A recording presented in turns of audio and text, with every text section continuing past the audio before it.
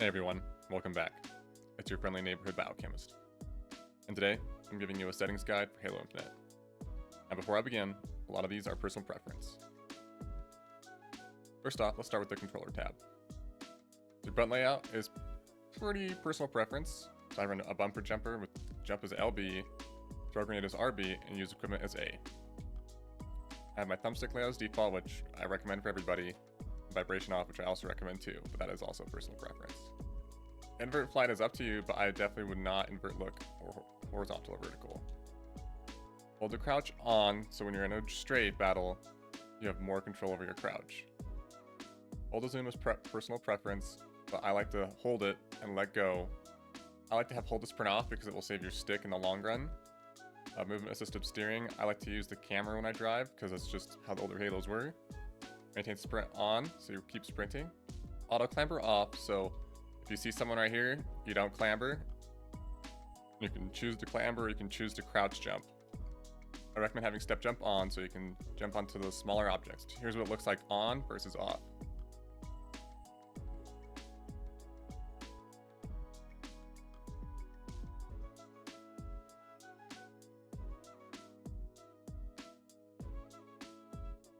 Yeah, so I definitely recommend having it on.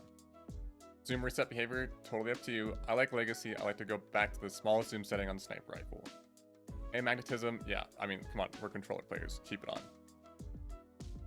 Now into the main course, sensitivity. Here's what I run for my sensitivity, which is totally personal preference. Since my last video, I switched to 1 Excel, 6 horizontal, and 7 vertical. I just leave all my zoom sensitivities default, but I recommend having them at least 1 or a bit higher. On to dead zones and thresholds. Your trigger dead zones are totally up to you, but this is what the pros run, so that's what I run. So for your thresholds, it's personal preference and so your dead zones, but it's totally up to your controller. For your movement stick, I'd recommend having dead zones at 0 for aim assist. Your threshold is personal preference. Just note that 15 allows you to have a bit faster strafe. I have it at 5, and I have no clue if I'm going to change it. For your look stick, I'd recommend having your axial dead zones no greater than 5 for responsiveness, but allowing it for little or no drift at all. And that's why I have mine at 2.5, is because there's just a little bit of drift. So finding your sensitivity is going to be trial and error.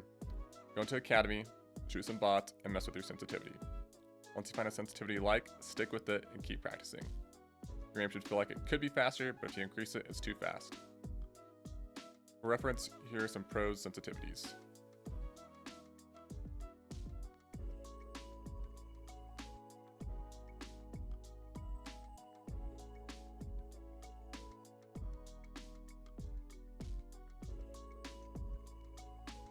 Second, keyboard and mouse. I like the controller tab. For you M&K users, this is basically up to you. My biggest tip is that Wooden plays on 1600 DPI with a sensitivity of 0.45. This is considered low sense, but I'd practice with it and go from there. Secondly, your binding should be comfortable to press and easy to access. I'd recommend having jump, crouch, and equipment easily accessible. Now on to video tab. So do know FOV is personal preference, but I'd recommend anywhere from 90 to 120 FOV. So this is 90 FOV versus 120 FOV. Okay, so now onto the rest of the video settings. Accelerate did a video on the best video settings. Now he plays Big Team Battle, but he speaks facts. So here are my settings that I got from his video. Resolution scale slider all the way down, minimum frame rate off, maximum frame rate unlocked, VSync off, limit and active frame rate off, anti-aliasing low, texture filtering low, ambient occlusion low, texture quality low, geometry quality low, reflections off, reflections off, depth of field low, shadow quality low, lighting quality low, fog quality off, cloud quality low. Now, Accelerate says don't turn it off or he's going to give your PC to a Fortnite kid, so I'm waiting for it. Ground cover quality low, effects quality medium, decal quality low, terrain quality low, animation quality auto or max. Accelerate says if you have the CPU, no matter what, just set it to auto because then it will do what it needs to do.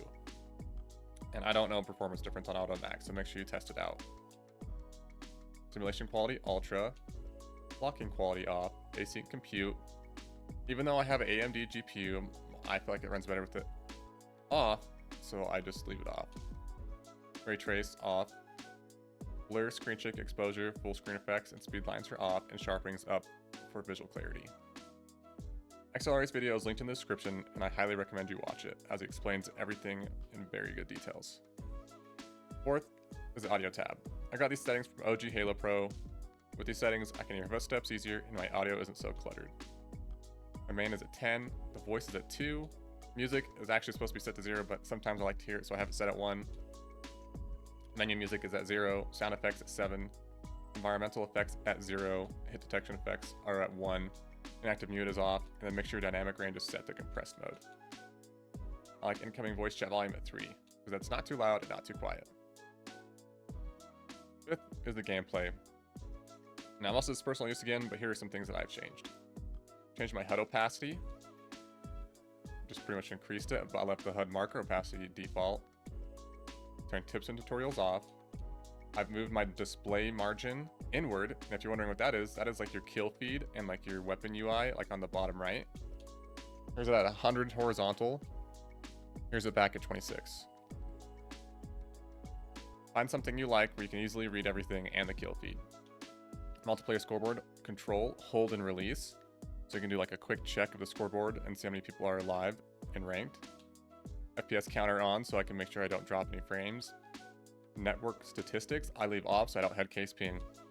So Accelerate actually touches on this. I use the sunshine because it makes the enemies pop.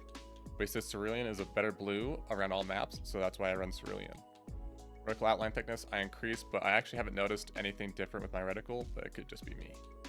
Make sure you go to UI visual effects and you turn off chromatic, aberration, bloom, and parallax. Weapon offsets. Now I've changed these so I could see more of my screen with my guns, so I'd recommend you do it too. My horizontal for my rifle is negative 100%, vertical is negative 100%, and depth is 100%. I feel like your pistol and your melee don't really match, but make sure your pistol matches your rifle and make sure you're heavy. Everything's set to negative 100. Now it's accessibility. Again, all these are personal preference, and a lot of these settings are duplicates from the last tabs. However, my recommendations are put your text size to large, double check all these settings to make sure everything's good. And if you want Halo Tracker, make sure you have these things on to share. Now that's all for this video. Before I leave, my biggest tip is don't head case your settings. If your shots feel off, like bullets aren't registering, take a break, reset your router, and play some social. Action Stack is a fun and addicting game mode, which is sure to fill your dopamine gauge. Anyways, thanks for watching, have a great day, and let's get better together.